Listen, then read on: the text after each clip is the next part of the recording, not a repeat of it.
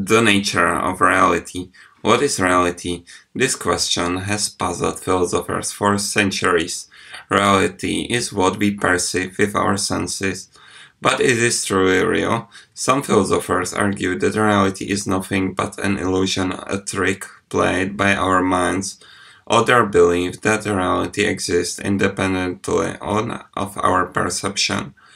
One school of thought, known as idealism, proposes that reality is product of our minds. According to idealists, what we perceive as real is actually a projection of our thoughts and beliefs. For example, the famous philosopher George Berkeley argued that objects only exist because we perceive them. He famously said, "To be is to be perceived." In other words, without someone to perceive it, an object ceases to exist.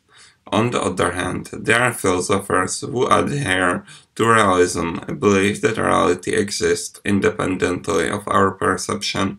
They argue that there is a world outside of our minds that exists whenever we perceive it or not. According to realists, objects have an inherent existence regardless on whether we are aware of them or not. Another perspective comes from existentialism, which emphasizes the individual's subjective experience of reality. Existentialists argue that reality is not something that can objectively understood or defined. Instead, reality is shaped by our perception, experiences, and choices. French philosopher Jean-Paul Sartre famously stated, "Existence precedes essence," meaning that individuals create their own reality through their action and decision. In conclusion, the nature of reality is a complex and multifaceted topic that has intrigued philosophers for centuries.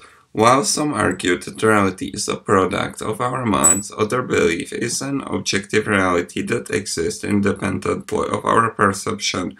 Existentialists emphasize the subjective nature of reality, highlighting the role of individual experience and choice. Ultimately, the question of what is real may remain unanswered, but exploring different philosophical perspectives can deepen our understanding of the world around us.